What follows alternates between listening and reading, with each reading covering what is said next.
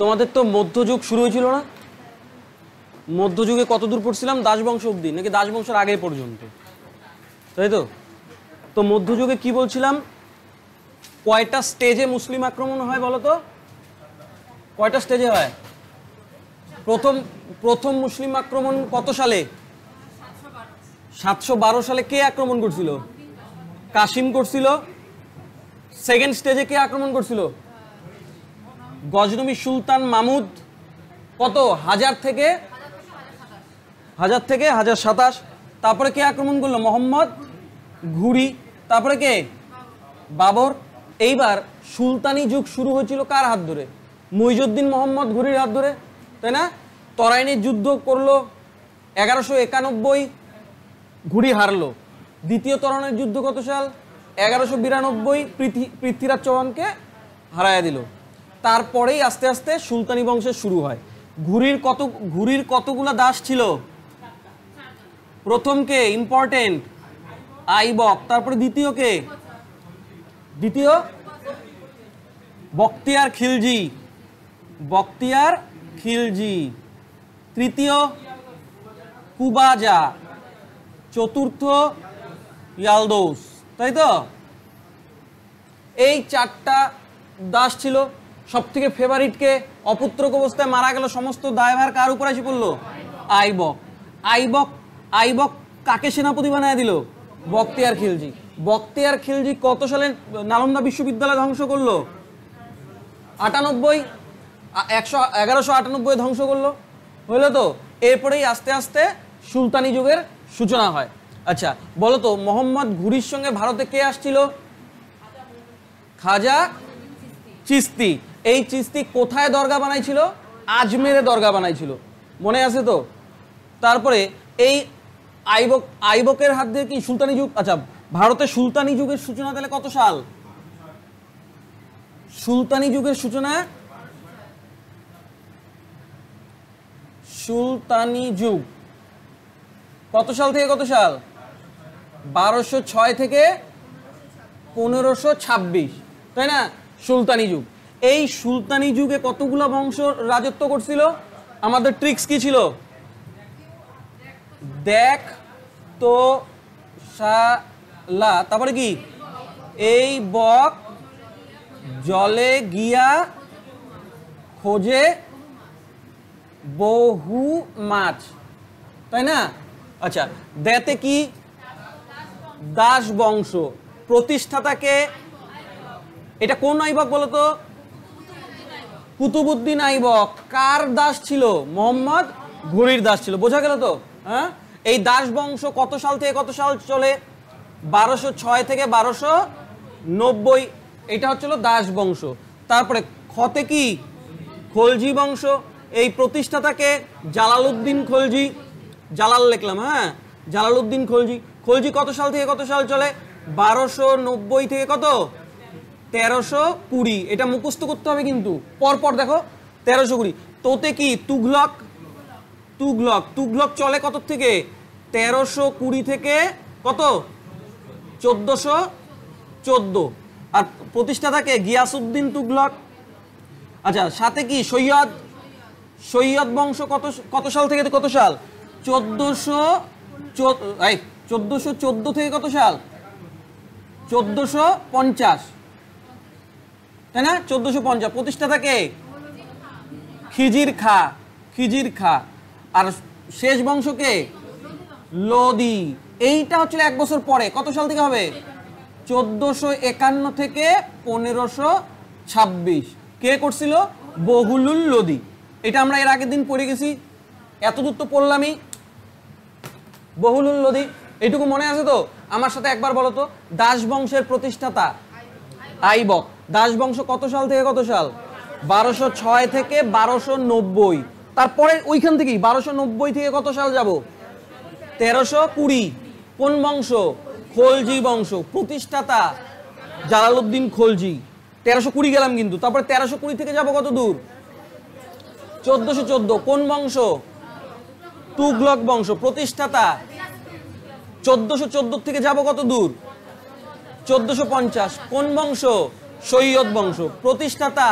খিজির খা। তারপরে লাস্ট বংশ লোদি বংশ 1451 থেকে 1526। প্রতিষ্ঠাতা মনে থাকবে তো? তাহলে এইবার আজকে আমরা শুরু করব কোন বংশ বলো?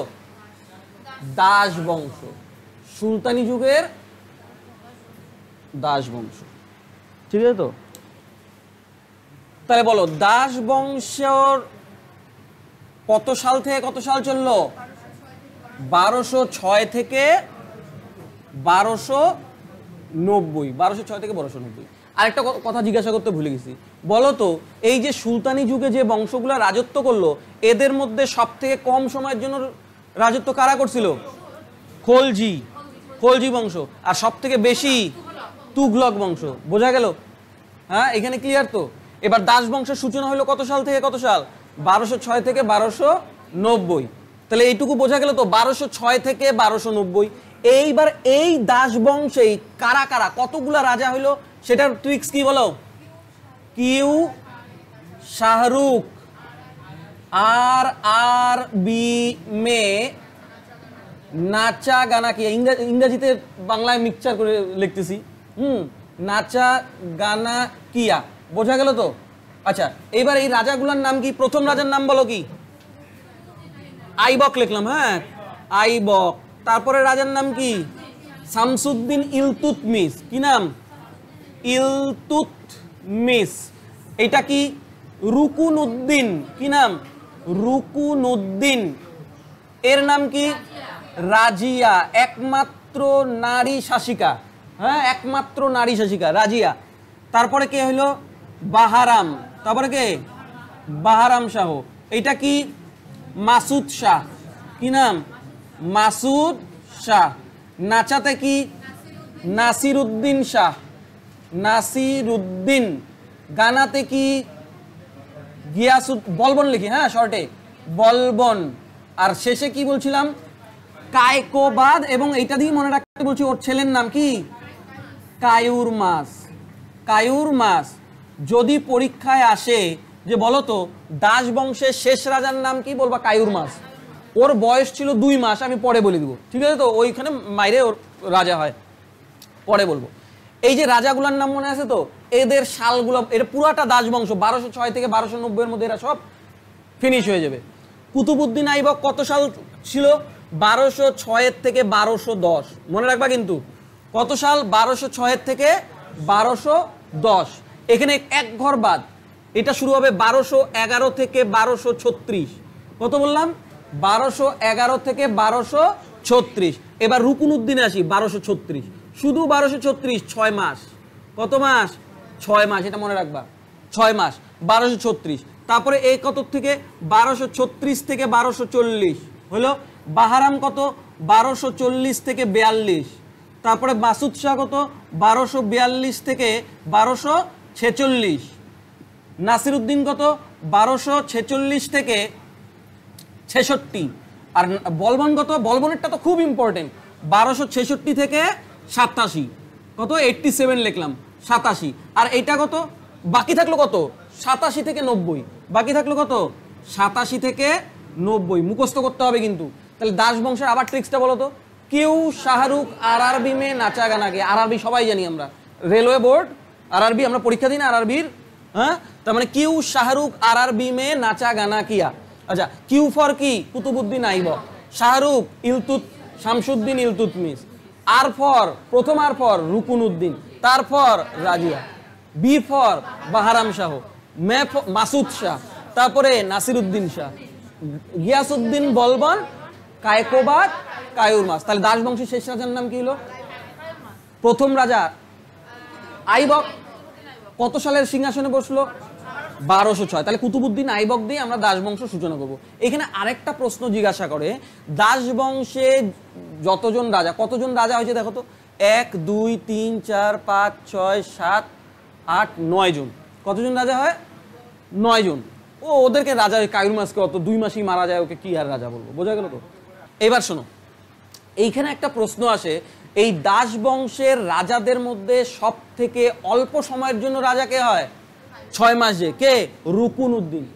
সব থেকে কম সময়ের জন্য রাজা কে হয়? রুকুনুদ্দিন, 6 মাস। আর সব থেকে বেশি সময়ের জন্য রাজাকে? ইলতুৎমিশ, সব থেকে বেশি সময়ের জন্য রাজা কে হয়? ইলতুৎমিশ। বোঝা গেল তো? কোনো অসুবিধা নাই, মনে থাকবে তো? তাহলে এবার আমরা দাস বংশ দিয়ে শুরু করব। আচ্ছা, কুতুবউদ্দিন কত সাল থেকে কত সাল সার্ভাইভ করে বলো তো?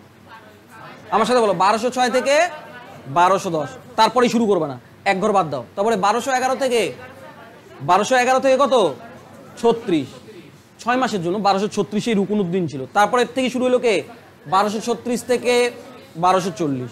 তারপরে 1240 থেকে 2 ঘর 42। 1242 থেকে 4 ঘর 1246। 1246 থেকে 66 এইবারই হবে কে? বলবন। 1266 থেকে 87, 87 থেকে 90 কায়ুরমাস আর কায়কোবার। বোঝা গেল? তাহলে এবার দাস বংশ দিয়ে শুরু করি।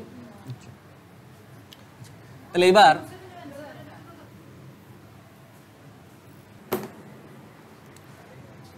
দাস বংশের প্রতিষ্ঠাতা কে? আইবক। বোঝা গেল তো? সালটা তো বলার আর প্রয়োজন নেই। কত সাল থেকে কত সাল? 1206 থেকে 1210। এই আইবক ভারতে প্রথম জিজিয়া কর প্রবর্তন করে। কি কর প্রবর্তন করলো? জিজিয়া কর। জিজিয়া কাকে বলে? জিজিয়া অমুসলমানদের উপরে ট্যাক্স, এটাকে বলা হয় জিজিয়া। ভারতে প্রথম জিজিয়া ট্যাক্স চালু কে করলো? আইবক। আইবক চালু করলেও এই আইবক কিছু মানুষকে বাদ দিছিল যাদের উপরে জিজিয়া ট্যাক্স লাগতো না। কাদের উপরে? মহিলা, বুড়াদের উপর থেকে, বিকলাঙ্গদের উপরে, আরেকটা কি? বাচ্চাদের উপরে। এই 4 জনের থেকে ও জিজিয়া ট্যাক্স নিত না। বোঝা গেল? তাহলে কাদেরকে বাদ দিছিল? বিকলাঙ্গ, মহিলা, বয়স্ক আর শিশুদের। এদের কাছ থেকে ও জিজিয়া ট্যাক্স নিত না। বোঝা গেল? এই আইবক সবার প্রথম ওর রাজধানী স্থাপন করছিল লাহোর। কোথায় স্থাপন করছিল? লাহোরে স্থাপন করছিল। হয়ে গেল? আইবকের সেনাপতির নাম কি? আগের দিনই বলছি। কি? ইখতিয়ার উদ্দিন বখতিয়ার খিলজি। কি নাম? ইখতিয়ার উদ্দিন বখতিয়ার খিলজি। বুঝে গেল? এই আইবক কিছু উপাধি ধারণ করছিল। কি উপাধি ধারণ করছিল? যেমন মালিক। মালিক, মালিক মানে বোঝানোর কিছু নাই। মালিক মানে আমি সবার ঊর্ধ্বে মালিক। তোমাদের মালিক কে? বেচের মধ্যে আমি মালিক। বোঝা গেল তো? তারপরে কি ছিল? সিপাহী সলার। কি? সিপাহী সলার। সিপাহী সলার মানে কি? একদম মারকাটারি সৈনিক ছিল। হ্যাঁ, সিপাহী সলার। আর কি উপাধি ধারণ করছিল? লাকবক্স। কি উপাধি ধারণ করছিল? লাকবক্স। লাকবক্স কেন? আইবক প্রচন্ড দান ধ্যান করত, প্রচুর দান ধ্যান করত, এই জন্য ওকে ও লাকবক্স উপাধি ধারণ করছিল। আর কি উপাধি ধারণ করছিল? আর উপাধি ধারণ করছিল কুরআন খান। কি নাম? কুরআন খান। কেন কুরআন খান? কেননা সমস্ত কোরআন ওর মুখস্থ ছিল, এই জন্য ওকে বলা হয়তো কি? কুরআন খান। বোঝা গেল কুতুবউদ্দিন আইবক? তাহলে বলো, ভারতে সবার প্রথম জিজিয়া কর প্রবর্তন কে করলো? কুতুবউদ্দিন আইবক। দাস বংশের প্রতিষ্ঠাতা কে? আইবক রাজধানী কোথায় স্থাপন করলো? প্রথমে কি দিল্লিতে গেছিল? না, কোথায় স্থাপন করেছিল? লাহোরে। তারপরে ওর উপাধিগুলা কি কি? মালিক, সিপাহী সলার, তারপরে কি? লাকবক্স আর কুরআন খান। বোঝা গেল? বোঝা গেল তো? এইবার এই আইবকের গুরু ছিল কুতুবউদ্দিন বখতিয়ার কাকির। কুতুবউদ্দিন বখতিয়ার কাকির এই গুরুর স্মরণে ও একটা মিনার স্থাপন করলো যার নাম কুতুব মিনার। তাহলে কুতুব মিনার কার স্মরণে তৈরি করলো? বখতিয়ার কাকির। কুতুবউদ্দিন বখতিয়ার কাকির স্মরণে মিনার নির্মাণ করলো। নাম কি? কুতুব মিনার। কিন্তু এটা সম্পূর্ণ করতে পারে নাই। ও তৈরি করা শুরু করছিল কিন্তু সম্পূর্ণ করতে পারে নাই। এটা সম্পূর্ণ করছিল ইলতুৎমিশ। ওটা পরে পড়বো। তাহলে যদি পরীক্ষা আসে কুতুব মিনার একদম শেষ করছিল, তৈরির কাজ শেষ করছিল, অ্যান্সার কি হবে? কিন্তু তৈরি করা শুরু করছিল কে? আইবক। কার স্মরণে? কাকির স্মরণে। বোঝা গেল তো? আইবকের রাজসভায় একজন সভাকবি ছিল। কি নাম কি? মিনাজউদ সিরাজ। মিনাজ উদ সিরাজ। আইবকের রাজসভায় সভাকবি কে ছিল? মিনাজউদ সিরাজ। এ একটা বই লেখে যার নাম তহকিক ই নিসারি। এর বইয়ের নাম কি? তহকিক ই নিসারি। তহকিক ই নিসারি। বলো, আইবকের রাজসভায় সভাকবি কে ছিল? কি ছিল? মিনহাজ উদ সিরাজ। তার লেখা বইয়ের নাম তহকিক ই নাসিরি। এই আইবক কি কি করছিল সেটা একবার দেখি। কুতুবউদ্দিন আইবক আজমেরে তখন তো পৃথ্বীরাজ চৌহান নাই, ছোট ছোট সামন্ত ছিল, তাদের উপরে আক্রমণ করে দিল। আজমেরে একটা বিদ্যালয় ছিল, স্কুল ছিল, সেই স্কুলটাকে ও কি করলো, রেনোভেট করলো। রেনোভেট করে আড়াই দিনে একটা মসজিদ নির্মাণ করে দিল। এই জন্য ওই মসজিদটার নাম রাখলো আড়াই দিনকা ঝোপড়া। কি নাম? আড়াই দিনকা ঝোপড়া। আড়াই দিনকা ঝোপড়া, বলো আড়াই দিনকা ঝোপড়া কি? মসজিদ। কে নির্মাণ করছিল? কুতুবউদ্দিন আইবক। এছাড়াও কোয়াতুল ইসলাম নামে আরেকটা মসজিদ নির্মাণ করছিল। কি নাম? কোয়াতুল ইসলাম। কুতুবউদ্দিন আইবকে এর থেকে পড়ার আর কিচ্ছু নেই, বুঝা গেল? তাহলে আবার একবার রিভিশন দিই, বলো দাস বংশের প্রতিষ্ঠাতা কুতুবউদ্দিন আইবক। কুতুব মিনার কার স্মরণে তৈরি হয়? বখতিয়ার কাকির স্মরণে। কুতুব মিনার কে নির্মাণ শুরু করে, শেষ করে? আইবকের রাজসভায় সভাকবির নাম কি? মিনহাজ উদ সিরাজ। তার লেখা বইয়ের নাম কি? তহকিক ই নাসিরি। আর কি মসজিদ কি মসজিদ নির্মাণ করছিল? যদি পরীক্ষা আসে আড়াই দিনকা ঝোপড়া কোথায়? আজমেরে। আর দরগাটা কোথায় বলছিলাম? আজমেরে। কার দরগা ছিল এটা? চিশতি। বোঝা গেল তো? কোয়াতুল ইসলাম মসজিদ কে নির্মাণ করে? আইবক। বোঝা গেল তো? এই আইবক কোনো সময় সুলতান হওয়ার ডিগ্রি নেয় নাই, বুঝা গেল? ও কোনো সময় সুলতান উপাধি ধারণও করে নাই, ও কোনো সময় সুলতানের ডিগ্রি অর্জনও করে নাই, বোঝা গেল তো? এই কুতুবউদ্দিন আইবক লাহোরে 1210 সালে চৌঘান বা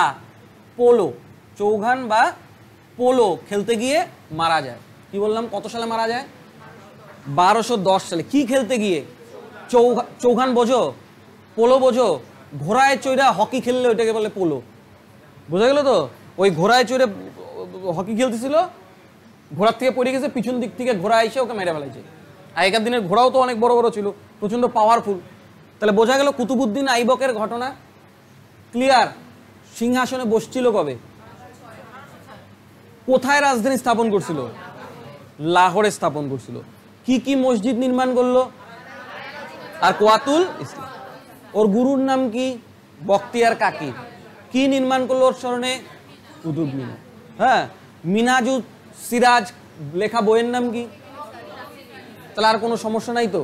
তাহলে 1206 থেকে 1210 কিউ ফর কুতুবউদ্দিন আইবক, এটা কমপ্লিট সোহিনী। তারপরে কিউয়ের পরে কে আসে?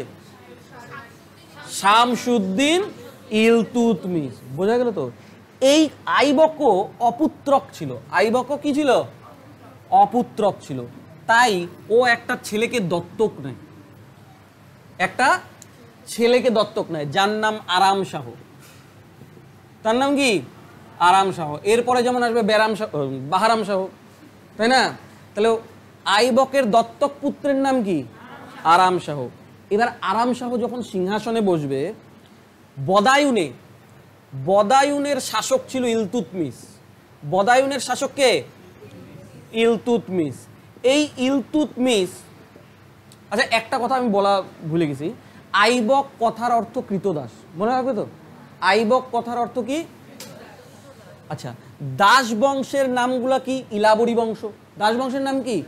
ইলাবরী বংশ, মামেলুক বংশ, স্ল্যাব ডাইনেস্টি। বোঝা গেল তো? এগুলা কি? সব দাস বংশ। দাস বংশের এক একটা নাম কি বললাম? ইলাবরী বংশ, মামেলুক বংশ, আর কি? Slab dynasty. বোঝা গেল তো? এইবার কি বললাম? দাস বংশ।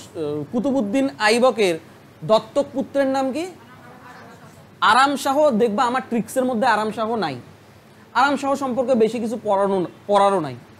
কিন্তু পরীক্ষায় যদি বলে কুতুবউদ্দিন আইবকের পরে সিংহাসনে বসেন কে, যদি অপশনে আরাম শাহ থাকে, তোমাকে আরাম শাহই টিক দিতে হবে। মনে থাকবে আমার কথাটা? বুঝলা কি বললাম? কুতুবউদ্দিন আইবকের পরে সিংহাসনে বসে কে? আরাম শাহ। যদি আরাম শাহ অপশনে না থাকে তাহলে কি? এটা মাথায় থাকবে তো? দেখো, এই আরাম শাহ যখন দিল্লির সিংহাসনে বসে, তখন বদায়ুনের শাসক ছিল ইলতুৎমিশ। অ্যাকচুয়ালি এই ইলতুৎমিশ কুতুবউদ্দিন আইবকেরই দাস ছিল, এই জন্য ইলতুৎমিশকে বলা হয় স্ল্যাব অফ দ্য স্ল্যাবস। বুঝে গেল তো, মানে দাসের দাস। আমি হয়তো এর আগের দিন বারবার একটা কথা ভুল রিপিট করছিলাম যে দাস বংশের আরেক নাম স্ল্যাব অফ দ্য স্ল্যাবস, আসলে না। স্ল্যাব অফ দ্য স্ল্যাবস ওই স্ল্যাব ডাইনেস্টি বলতে গিয়ে আমি ভুল বলতেছিলাম। ওই স্ল্যাব অফ দ্য স্ল্যাবস কাকে বলা হয়? ইলতুৎমিশকে। ইলতুৎমিশ কার দাস ছিল? কুতুবউদ্দিন আইবকের। কুতুবউদ্দিন আইবক যখন মারা যায়, আরাম শাহ সিংহাসনে বসে, বদায়ুন থেকে ইলতুৎমিশ আরাম শাহকে হত্যা করে সিংহাসনে বসে। বোঝা গেল তো? তাহলে বলো, আরাম শাহকে হত্যা করে সিংহাসনে কে বসে? ইলতুৎমিশ। ইলতুৎমিশ সিংহাসনে বসার সাথে সাথেই রাজধানী লাহোর থেকে দিল্লিতে স্থানান্তরিত করে। বোঝা গেল তো? তাহলে সুলতান বংশে, দাস বংশে দিল্লিতে রাজধানী স্থানান্তরিত করে কে? ইলতুৎমিশ। বোঝা গেল? এই ইলতুৎমিশ যখন দিল্লির সিংহাসনে বসে, আরাম শাহকে হত্যা করে যখন সিংহাসনে বসে, ঠিক খবর চলে গেল কার কাছে? আবার পিছনে ফিরে যাই, মোহাম্মদ ঘুরির কতগুলা দাস ছিল? কতগুলো দাস ছিল? 4টা। কি কি? একটা তো ছিল আইবক, তারপরে কে? বখতিয়ার খিলজি, আরেকটা কুবাজা, তারপরে ইয়ালদোস। বোঝা গেল তো? এইবার আইবক তো মারা গেল, বখতিয়ার খিলজিকে সেনাপতি বানাইছিল। এই পরেই কুবাজা বলল যে এবার তো আমার পালা দিল্লির সিংহাসনে বসার। ইলতুৎমিশ কোথার থেকে আসে? পাঞ্জাবের এরিয়াতে আক্রমণ করে দেয় কুবাজা। সেইখানে এই কুবাজাকে দমন করে ইলতুৎমিশ। কুবাজার গল্প শেষ। এর পরেই 1215 সালে হরিয়ানার তরাইন কোথায়? হরিয়ানায়। ওইখানে আবার তরাইনের তৃতীয় যুদ্ধ সংঘটিত হয়। তরাইনের তৃতীয় যুদ্ধ। তাহলে বলো, তরাইনের তৃতীয় যুদ্ধ কত সালে হয়? 1215। কার কার মধ্যে? ইয়ালদোস আর ইলতুৎমিশের মধ্যে। এইখানে 1215 সালে ইলতুৎমিশ জয়ী হয় আর ইয়ালদোস পরাজিত হয়। বোঝা গেল তো? ঠিক ওই সময় 1221 সালে, কত সালে বললাম? 1221 সালে মঙ্গল শাসক মধ্য এশিয়ার খিবা প্রদেশে আক্রমণ করে। কি নাম বললাম? মঙ্গল শাসক চেঙ্গিস খা। কত সাল? চেঙ্গিস খা। 1221 সালে চেঙ্গিস খা মধ্য এশিয়ায় যখন আক্রমণ করে, তখন খিবা প্রদেশের শাসক জালালউদ্দিন মঙ্গবরণী, কি নাম? মঙ্গবরণী। এই জালালউদ্দিন মঙ্গবরণী ইলতুৎমিশের কাছে আশ্রয় নেয়। বুঝে গেল? তাহলে বলো, চেঙ্গিস খা কোন সুলতানের সময় আক্রমণ করে? কত সালে? 1221 সালে। তার জন্য কে আশ্রয় নেয় ইলতুৎমিশের কাছে? মঙ্গবরণী। কোথাকার শাসক ছিল? খিবা প্রদেশের। কি নাম বললাম? খিবা প্রদেশের। আবার একবার রিপিট করো তো। কুতুবউদ্দিন আইবকের পরে রাজা কে হয়? ওই যে মনে আছে তো, 1206 থেকে 1210, 1211 থেকে 1236 ইলতুৎমিশ। মাঝখানে 1 বছর গ্যাপ ছিল না? ওই বছর কে ছিল? আরাম শাহ। তাহলে এই আরাম শাহকে পরাজিত করে সিংহাসনে বসলো কে? লাহোর থেকে রাজধানী দিল্লিতে স্থানান্তরিত করলো কে? ইলতুৎমিশ। তরাইনের তৃতীয় যুদ্ধ কত সালে হয়? কার কার মধ্যে হয়? ইয়ালদোস এবং ইলতুৎমিশের মধ্যে। বোঝা গেল? কে পরাজিত হলো? চেঙ্গিস খা কত সালে আক্রমণ করে? 1221। মঙ্গবরণী কোথাকার শাসক ছিল? বোঝা গেল তো? এইবার বললাম না যে ডিগ্রি পাইতে হয়, রাজা হওয়ার, সুলতান হওয়ার ডিগ্রি পাইতে হয়। হ্যাঁ, 1229 সালে ইলতুৎমিশ খলিফাদের কাছ থেকে সুলতান উপাধি ধারণ করে এবং সুলতান হিসাবে গণ্য হয়। বোঝা গেল কি বললাম? কত সালে বললাম? 1229 সালে। কাদের কাছ থেকে পরোয়ানা পাইলো? খলিফাদের কাছে। কত সালে? 1229। এই খলিফাদের কাছ থেকে পরোয়ানা পাওয়ার পরের থেকে ও কি হিসাবে গণ্য হলো? দিল্লির সুলতান হিসাবে গণ্য হলো। এইখানে 2টা প্রশ্ন হয়। দাস বংশের প্রতিষ্ঠাতাকে? আইবক। কিন্তু যদি বলে দাস বংশের প্রকৃত প্রতিষ্ঠাতা? ইলতুৎমিশ। বোঝা গেল তো? কেননা আইবকের কাছে সুলতানের কোনো উপাধি ছিল না, সুলতানের কোনো কোর্স কমপ্লিট করে নাই। করছিল কে? ইলতুৎমিশ। কত সালে করছিল? তাই দাস বংশের প্রকৃত প্রতিষ্ঠাতার নাম কি? ইলতুৎমিশ। বোঝা গেল? যদি বলে যে দিল্লির সুলতান হওয়ার আগে ইলতুৎমিশ কোথাকার শাসক ছিল? বদায়ুনের। এবার ইলতুৎমিশ কি কি করছে সেটা দেখবো। হ্যাঁ, ইলতুৎমিশ মুদ্রা প্রচলন করে। হ্যাঁ, রূপার মুদ্রা প্রচলন করে। এই রূপার মুদ্রাকে বলা হয়তো টঙ্কা। কি বলা হয়তো? টঙ্কা। এবং তামার মুদ্রা প্রচলন করে। এই তামার মুদ্রাকে বলা হয়তো জিতল। যদি পরীক্ষায় বলে জিতল কে প্রচলন করে? ইলতুৎমিশ। ইলতুৎমিশের সময় ব্যবহৃত রূপার মুদ্রাকে কি বলা হয়? টঙ্কা। বুঝা গেল? এই ইলতুৎমিশ 40 জন আমির ওমরাহ নিয়ে একটা গোষ্ঠী গঠন করছিল, যার নাম কি? 40 চক্র। কি নাম? 40 চক্র, অথবা এটাকে বলা হয় বন্দেগানি চেহেলগানি। বোঝা গেল? তাহলে বলো 40 চক্র স্থাপন কে করছিল? ইলতুৎমিশ। এই 40 চক্রের আরেক নাম কি? বন্দেগানি চাহেলগান। বোঝা গেল তো? এই 40 চক্র যখন স্থাপন করলো, এর প্রধান নিযুক্ত হয়েছিল গিয়াসউদ্দিন বলবন। কি বললাম? গিয়াসউদ্দিন বলবন। এরপরে বলবন কি করে এটাও বলবো, ভালো করে মাথায় রাখবা কিন্তু। ইলতুৎমিশের সময় বলবন চলে আসছে। 40 চক্র স্থাপন কে করলো? 40 চক্রের আরেক নাম কি? আর 40 চক্রের প্রধান কাকে নিযুক্ত করা হলো? গিয়াসউদ্দিন বলবন। এই ইলতুৎমিশ একটা জমিদান প্রথা চালু করে, যার নাম ইক্তা প্রথা। কি প্রথা চালু করে ইলতুৎমিশ? ইলতুৎমিশ জমিদান প্রথা চালু করে। জমিদান কাদেরকে করবে? ও ঠিক করলো ওর সৈনিকদেরকে ও বেতন দিবে না, তার বদলে ও জমি দিবে। জমি দিয়ে ওইটাকে একটা প্রথা চালু করলো, যার নাম কি? ইক্তা প্রথা। তার মানে এই জমিটার যার আন্ডারে থাকবে তাদেরকে কি বলা হয়তো? ইক্তাদার। কি বলা হয়তো? ইক্তাদার। তাহলে ইক্তা প্রথা কে প্রচলন করছিল? ইলতুৎমিশ। ইক্তা প্রথা কি? একটা জমিদান প্রথা, ভূমি দান প্রথা। কাদেরকে দিত? সেনাবাহিনীদের, সৈনিকদের, উচ্চপদস্থ যারা সৈনিক তাদেরকে দেওয়া হতো। আর ওদের শাসনকর্তাকে, ইক্তার যারা শাসনকর্তা তাদেরকে কি বলা হতো? ইক্তাদার। বোঝা গেল তো? এই ইলতুৎমিশ 1236 সালে মারা যায়। কত সালে মারা যায়? 1236 সালে মারা যায়। এই ইলতুৎমিশ যখন মারা যায় তার আগেই ইলতুৎমিশ ওর মেয়ে সুলতানা রাজিয়াকে সুলতান মনোনীত করে যায়। এটা কি কেউ মানবে? এখন মেয়েদেরকে ওই রকম সম্মান দেওয়া হয় না, তাহলে 800 বছর আগে কিরকম মেয়েদের অবস্থা ছিল? বুঝতে পারতেছো? এটা কেউ মাইনে নিবে?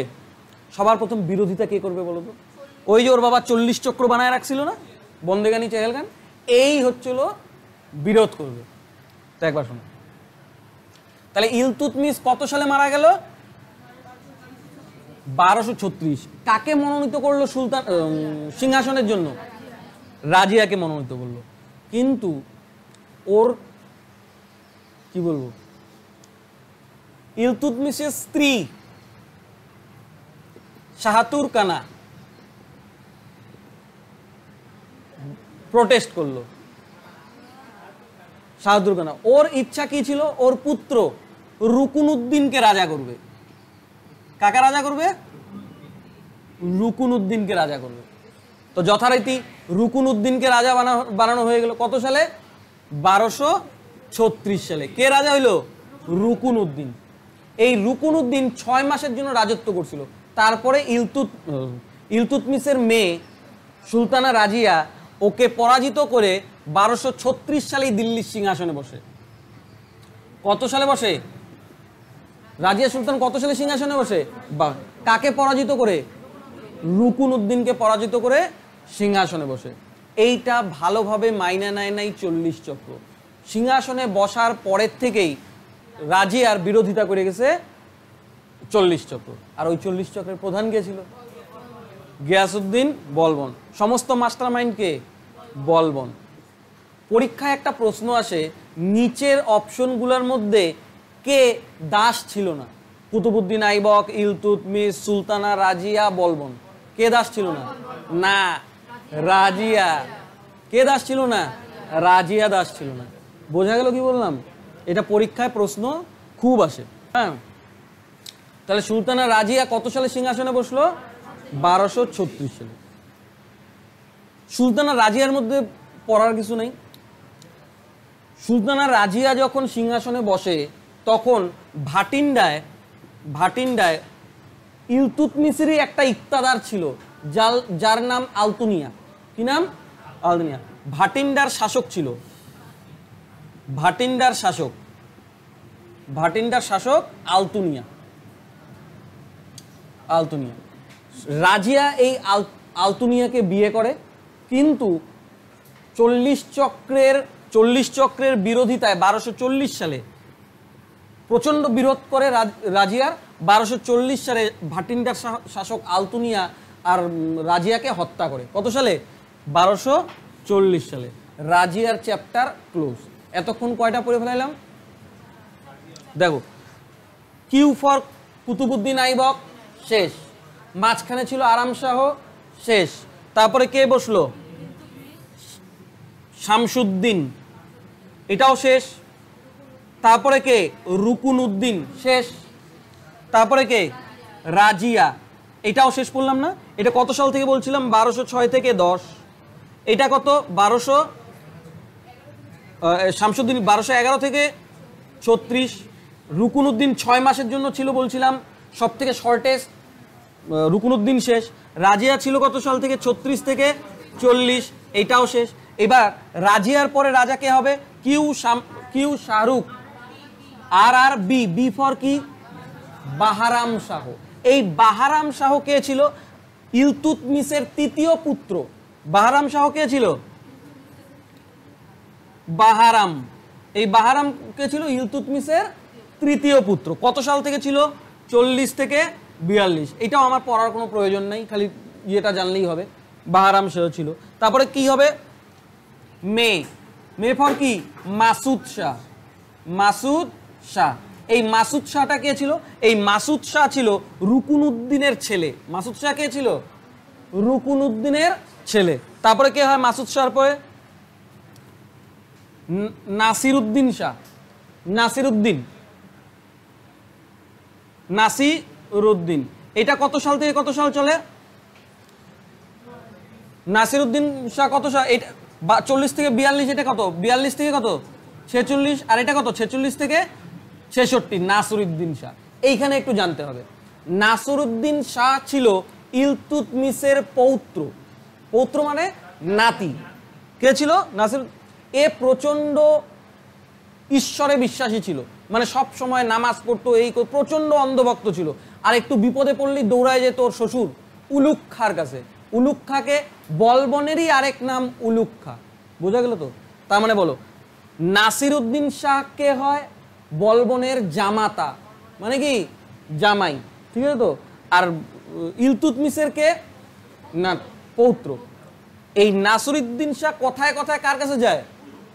উলুগ খাঁ। আর বলবন ছিল কমেডি পছন্দ ওর না, প্রচন্ড ভারিক্কি ছিল, কোনোদিনও কমেডি মুখে হাসি ওর ছিল না, প্রচন্ড সিরিয়াস। বোঝা গেল তো? ও যখনই কথায় কথায় শ্বশুরের কাছে যাইতো, একদিন কি করছে? মাথা গরম হয়েছে, বিষ প্রয়োগ করে মাইরা ফেলাইছে। বোঝা গেল তো? বিষ প্রয়োগ করে যখন ওর জামাতা নাসিরউদ্দিনকে মাইরা ফেলায়, তারপরে উলুগ খান গিয়াসউদ্দিন বলবন উপাধি ধারণ করে দিল্লির সিংহাসনে বসে। তাহলে কি বললাম? কাকে হত্যা করে বলবন সিংহাসনে বসলো?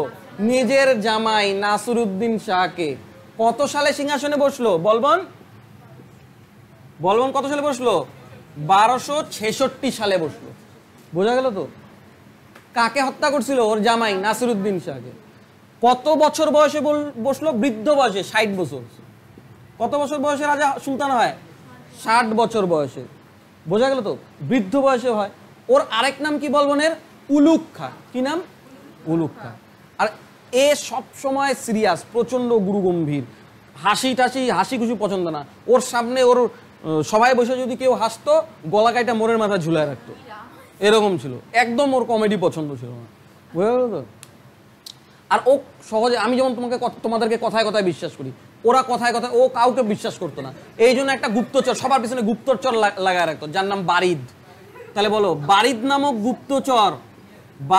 গুপ্তচর কে নিয়োগ করছিল? বলবন নিয়োগ করছিল। কোন সুলতান বৃদ্ধ বয়সে সুলতান হয়? বলবন হয়। কাকে হত্যা করে হয়? নাসিরউদ্দিন শাহকে, ওর জামাতা। বুঝা গেল? এই বলবন প্রচন্ড স্বৈরাচারী ছিল, কাউকে বিশ্বাস করতো না, সবার পিছনে গুপ্তচর লাগায় রাখতো বাড়ি। বুঝা গেল তো? এইরকম গুপ্তচর যখন লাগায় রাখতো, গুপ্তচর ওকে খবর দিল, দাদা আপনি তো ওই 40 চক্রের প্রধান, আপনি যখন এইরকম স্বৈরাচারিতা করেন তখন কিন্তু আপনাকেই সরায় দিবে 40 চক্র, আগে ভাগে ওটাকে ধ্বংস করেন। এবার বলবন কি করলো? 40 চক্র মানে আমির ওমরাহদের প্রভাব প্রতিপত্তি ধ্বংস করে দিল। কিসের ধ্বংস করে দিল? 40 চক্রের ধ্বংস করে দিল, বন্দেগানি চেহেলগানি ধ্বংস করে দিল। আচ্ছা, এইবার মনে করে দেখো তো, 40 চক্র প্রবর্তন কে করছিল? প্রধান কে ছিল? আর 40 চক্রের বিনাশ কে করলো? বলবন। মনে থাকবে তো? কেননা ও ভালোভাবেই জানতো ওর বিরুদ্ধে যদি মাথা চারা দিয়ে উঠে একমাত্র কে উঠতে পারবে? 40 চক্রই উঠতে পারবে। এই জন্য 40 চক্রের ধ্বংস করে দিল। আর ওর 60 বছর কেন হবে না? ইলতুৎমিশের যুগের থেকে আসে, তাই কি না? আর এতগুলা রাজা, এগুলা মারার পিছনে মাস্টার মাইন্ড তার মানে কে ছিল? ওর কিছু হয় নাই, তার মানে ওই মাস্টার মাইন্ড ছিল, ওই সব কিছু করাইছে। তার মানে এবার 40 চক্র ধ্বংস করাই দিল। ও এতটা স্বৈরাচারী ছিল যে ও 2টা সিস্টেম চালু করলো। ও যে রাজসভায় 2টা সিস্টেম চালু করলো। একটার নাম কি? সিজদা। একটা কি? সিজদা, আর একটা কি? পাইবস। সিজদা আর পাইবস। দেখবা মাঝে মধ্যেই যখন আমাদের সিরিয়াল দেখায়, দেখবা সিংহাসনের সামনে হাঁটু গেড়ে এরকম করে, এটাকে বলা হয় নত জানু। কি বলা হয়? নত জানু। সিজদা কি? নত জানু, মানে হাঁটু গাইরে সিংহাসনকে সম্মান জানানো। আর পাইবস কি?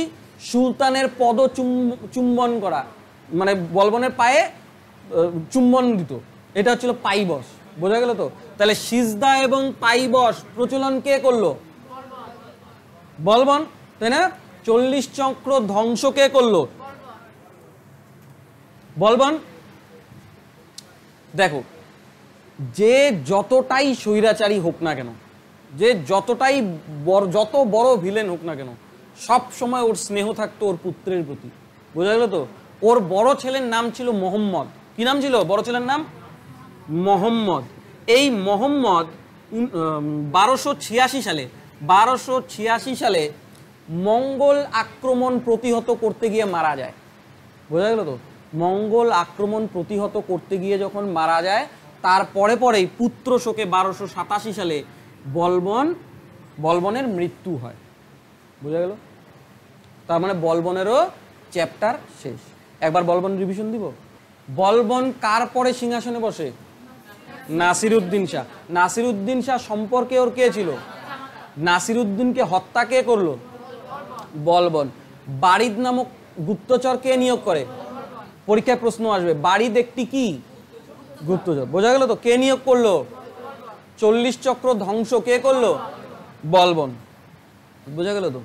সিজদা ও পাইবস প্রথা কে প্রচলন করলো? সিজদা কি? নতজানু হয়ে সিংহাসনকে সম্মান জানানো।